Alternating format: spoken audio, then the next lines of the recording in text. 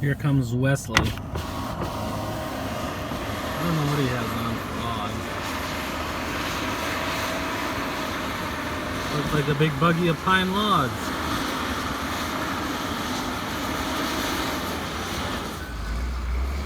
Make a corner there.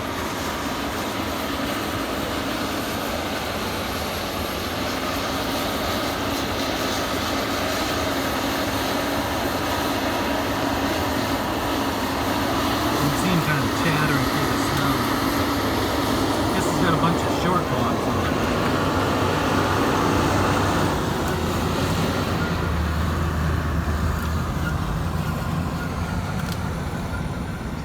See, what Wes does, I'll explain it to you here, is Wes, because of the way the wood fits on the bunk, we separate all the short logs for the truck, because he'll put a layer on the front, and he'll put 2 tiers on the front and back, and then put 16s on top. So he separates them. So Wes will pick up all the 16 footers first, and then pick up the short logs. So I guess he's gonna come talk for a second. Alrighty, I just figured I'd show you guys that. Hey everyone, it is Friday the 1st of February. As you can see, we got quite a bit of pine piled up. I don't know how it looks on video, but that's piled about as high as you can pile with a forwarder. It doesn't look real tall, but that's probably the top of the stakes on a tractor trailer is right about there. So that's pretty high. Probably, I don't know, I bet that's 16 feet anyways, from top to bottom, if not more. So we kind of ran out of room. Well, we haven't run out of room quite yet, but Gary, the truck driver, was over. He had all week to truck in Heartland on that last job to get that cleaned up. So we've been here about a week now, so this actually will be kind of nice. I mean, pine is kind of, I mean, if you look at hardwood pulp, which I don't mind cutting, but typically that a load of pine logs will pay another somewhere in the neighborhood of $500-600 more a load than hardwood pulp, which is most of our diet most of the time is hardwood pulp. So when you have 10 loads of that hauled and 10 loads of that hauled, it's $5,000 difference, which is quite a bit. So hope next week should be a big pine log week. It's really hard to tell. I always have a hard time telling with pine logs. It's so much different than hardwood pulp, and there's, you know, if that were hardwood pulp, I would say there's, you know, 6-8 loads in this whole pile. It goes up a little further. So and then he had to pile more pine logs over, you know, right there. I would say there's quite a bit more than that, obviously. I think there's probably, by the time he's done and cleaned up, I'm thinking, it's so hard to tell, but, and he took a load this morning and you can't tell. I'm gonna say probably there's gonna be, geez, somewhere's around 10 to 13 loads of pine logs. So I'm hoping, because that would be a nice week. And it's been kind of I feel like it's been an inconsistent winter. Maybe it's, you know, maybe I'm just, another thing, I'm gonna back up the road here and kind of show you the piece that we thinned. I think it came out really nice. I think I probably am, you know, been a little critical on the winter so far, because last April, backing up here, so how fast can we go in reverse?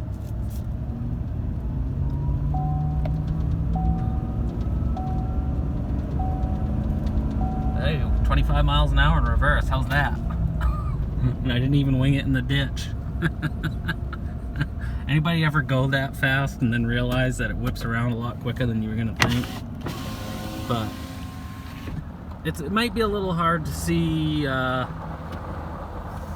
video, but as you can look out there, and I didn't thin this, you know, clean all the crap right in this 20 feet next to the road, but if you look out there, and it really came out nice. You can see how the pine is spaced. You know, I tried to thin from the ground in the top, so the crown spacing is tight enough where it should still be wind resistant, and it won't all blow over, and it won't get all a bunch of suckers on it. Or a lot of times when you thin pine too hard, it'll blister. The sun will actually cook. It'll actually burn the bark, and then years later you'll have a dead spot on the tree. It'll actually make a bad spot that if it's bad enough you can't use it as a log. So as you thin it through time, and I would assume that I don't know, that I would think they would do another thinning in this piece here. So, but I'm happy with the way it came out, and like I was starting to say, I might have been a little overly critical maybe with this winter so far, because last April I committed to going on I don't know what I was thinking. I think maybe I'd had a few cocktails or beers, and it was April, so I wasn't really thinking about this winter, and so a bunch of us are going on a cruise, which I don't know, I'm halfway in between. I feel kind of guilty because what logger leaves in the middle of winter for a week, but on the other hand too, I don't really ever go on vacation, so it's not the most opportune time of the year. So I've probably been a little more critical of this winter and a little more concerned about me leaving, because inevitably it's going to affect things. So I guess it's all booked, it's done. I think it'll be fun once I get on the trip. I've never been on a cruise, so I've flown plenty, so that's not a big deal. And then when I get back, I pick up, I'm getting a new puppy. So for those of you who follow me for a little while, you know that I had Diesel, a chocolate lab, and I had to put him down last late summer, early fall. And then I got on a list at a breeder, and they had a litter in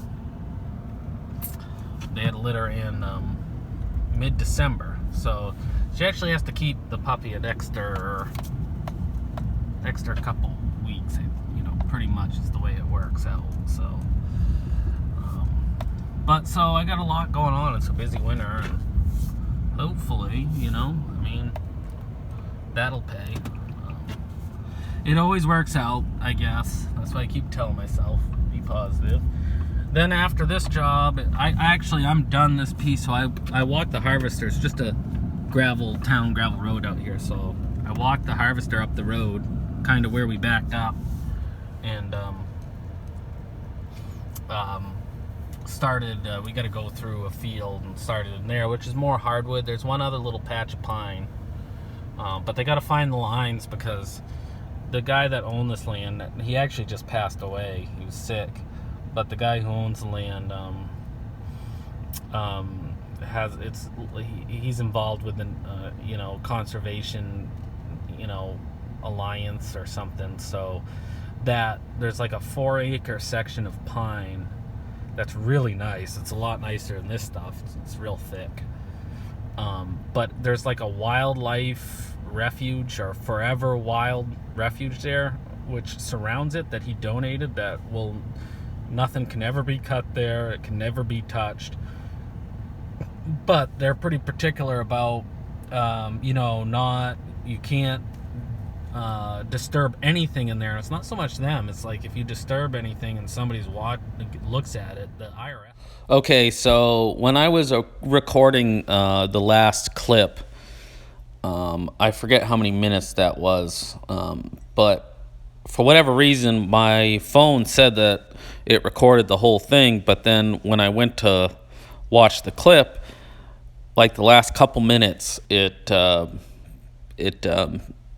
record, which is weird. I've had problems with my camera on my phone lately, so I don't know, some sort of glitch. But what I was saying was that I think I had mentioned the IRS, but basically that's a forever wild piece of land that will never be developed. It'll never be cut. And part of that is they don't pay taxes, I would imagine, or I'm fairly certain. So you can't really disturb anything in there. And so if you did, that could incur some penalties from the IRS or whoever watches over that. So, but my forester's meeting with their forester Monday to just make sure where the lines are, and that's really the most important thing. I'm not too worried about it as long as I know where the lines are, because the pine isn't so big that I can't handle it. It's just real nice,